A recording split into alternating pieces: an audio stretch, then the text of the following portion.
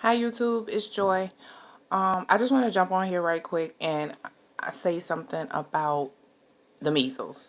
Okay, so if you haven't really been keeping up or whatever, the measles has been in the news lately, and it's like it's getting bad. It's like becoming an epidemic again, and like the measles is something that I mean you can still get it and stuff like that, but it hasn't been this common in a long time because we're immunized against it. Most people. Now I know there's a big controversy. Some people don't even believe in immunizations and getting shots and things like that, and that's fine.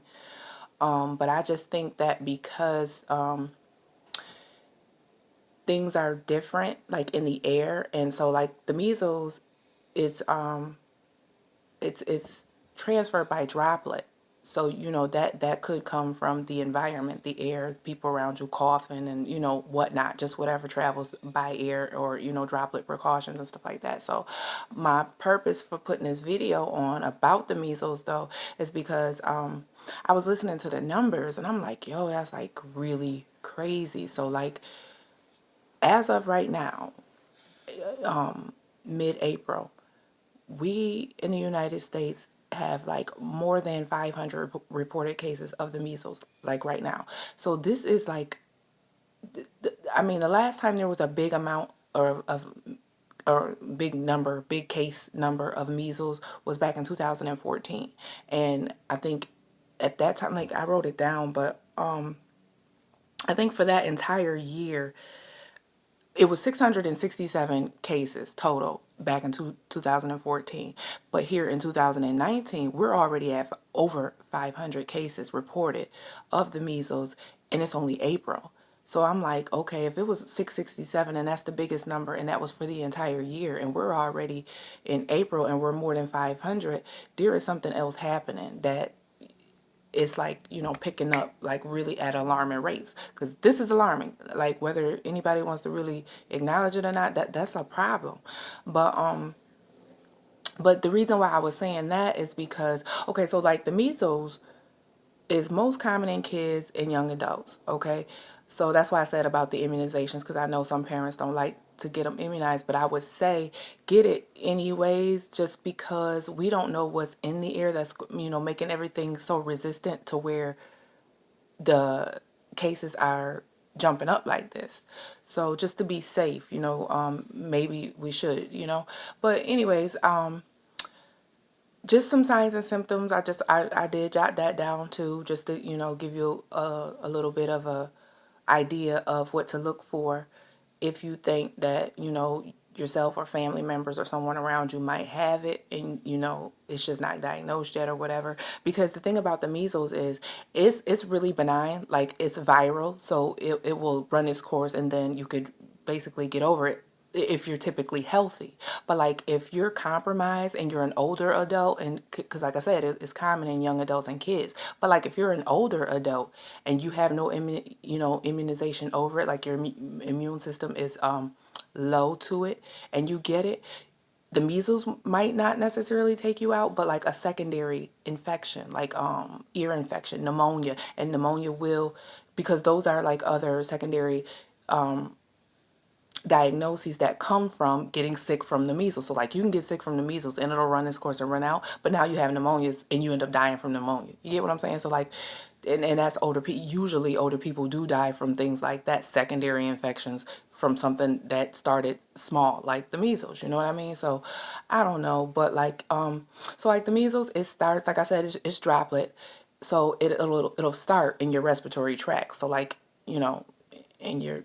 in your throat and your lungs and stuff like that, but it spreads through your epithelial cells, so that's like skin cells.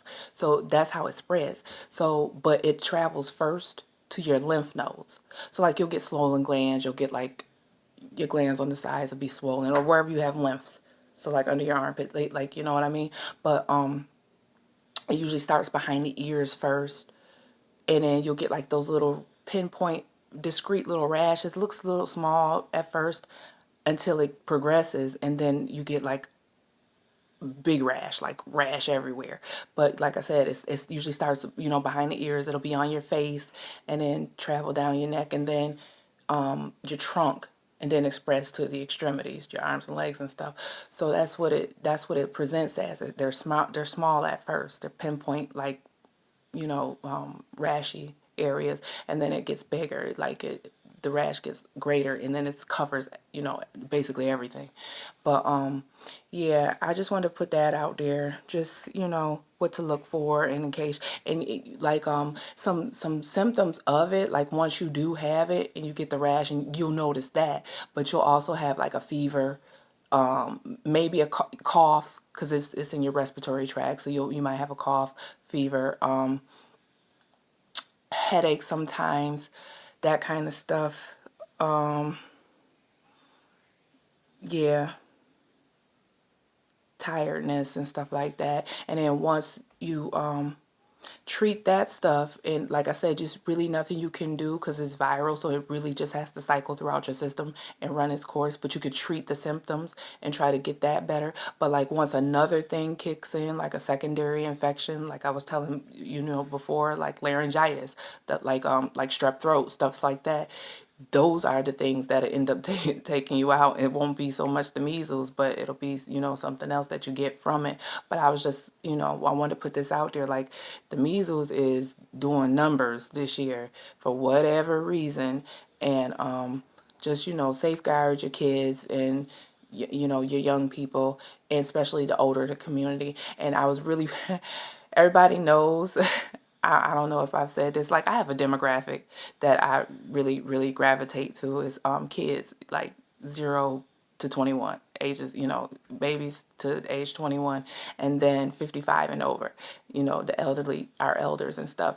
So when I heard this, I was like, oh my goodness, you know what? That would be the population that get hit the worst, is the elderly, because once they get sick from the measles, it won't be the measles that take them out. It'll be some other like secondary infection that they get from the measles, and then they won't be able to kick that. Like pneumonia, it's hard when they're old like that to for their bodies to fight, And I just was like, oh man, this is about to be bad. So I just want to put that out there, safeguard your loved ones, and, just, watch out for things, stay vigilant about your health. Always seek a medical professional. Anything I say on this channel is not, anything that you could take for whatever word or whatever. I'm just putting it out there. I am a licensed nurse, but believe me, you don't want to just take nothing from me. This is just my disclaimer. Just go on, and if you think you've recognized any of these symptoms that I talked about in the video, then you think you might be something you want to check out, or a family member needs to check out, then go get checked out by your medical professionals. But I just want to look out for my people and say that I love you guys. Thank you. I'm off it.